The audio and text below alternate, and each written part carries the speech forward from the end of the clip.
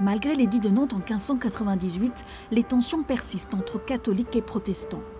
À Caen, Alexandre de Vendôme, fils illégitime d'Henri IV, gouverne la ville et soutient les rebelles. Il ne remettra les clés au roi Louis XIII qu'en 1620.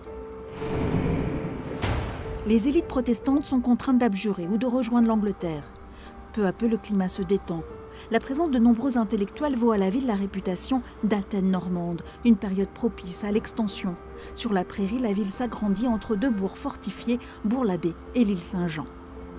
Il faut savoir qu'on était ici dans un espace totalement nu, on était dans des prés, marécages, etc., qui était donc l'un des points faibles de la défense de la ville. Et donc on a établi des fortifications à la demande d'Henri IV à la fin du XVIe siècle, ça s'est terminé en 1620, et donc ça a défini un espace libre.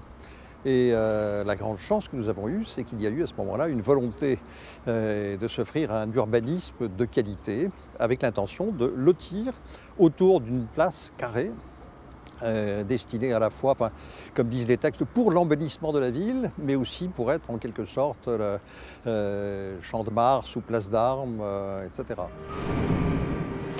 La place royale sera imaginée sur le modèle de la place des Vosges, à Paris. L'intendant écrit tout simplement au contrôleur général du roi en disant cette place ne serait pas indigne d'accueillir une statue du roi. L'effort d'urbanisme se poursuit au siècle suivant, sous l'impulsion de l'intendant Orsault, baron de Fontette.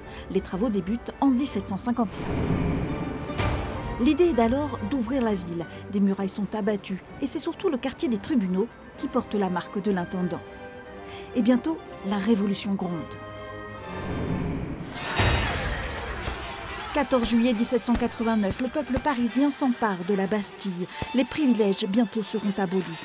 10 août 1792, les Tuileries sont prises. L'Assemblée suspend le roi. 21 janvier 1793, le roi Louis XVI est décapité. Caen est en proie à la famine. Le peuple s'agite. En août 1789, le comte de Belzins refuse de prendre la cocarde, tente de disperser la foule. Les émeutiers s'emparent de l'aristocrate. Sa tête est promenée dans les rues de la ville. Ce vicomte de Belzins, il incarne finalement pour une partie des classes populaires l'arrogance de la noblesse, de la grande richesse aussi, qui refuse, il faut le rappeler, la Révolution dès le début. C'est dans cette période troublée que grandit Charlotte Corday. Née dans le pays d'Auge, Charlotte est placée avec sa sœur à l'abbaye aux Dames à Caen, dans une institution pour jeunes filles de la noblesse désargentée. Elle y parfait son éducation et apprend la vie religieuse. Et puis après 1790, les couvents ferment. Elle est placée chez sa tante, rue Saint-Jean. Et là, elle va se frotter à la vie un peu de la mondanité nobiliaire et bourgeoise cannaise. Donc c'est là qu'elle se fait un réseau.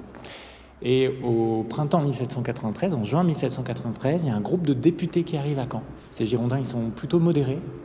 Dedans, il y a des monarchistes modérés, des républicains. Et elle est assez sensible à leur cause. Et elle est aussi sensible aux violences pendant la Révolution.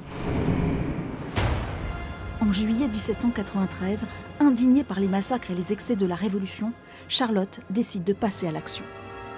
Elle part dans le plus grand secret, elle n'informe pas son père, ce qui est à l'époque pas évident, elle lui laisse une lettre pour s'excuser. Voilà. Elle prend un extrait de baptême, donc ce qui montre bien qu'elle avait quand même l'intention que son nom reste à la postérité. Dans son acte, il y a une volonté un petit peu de réparer le déshonneur familial ou le sentiment de déclin de cette petite noblesse qui venait d'un grand nom, l'ancêtre Pierre Corneille.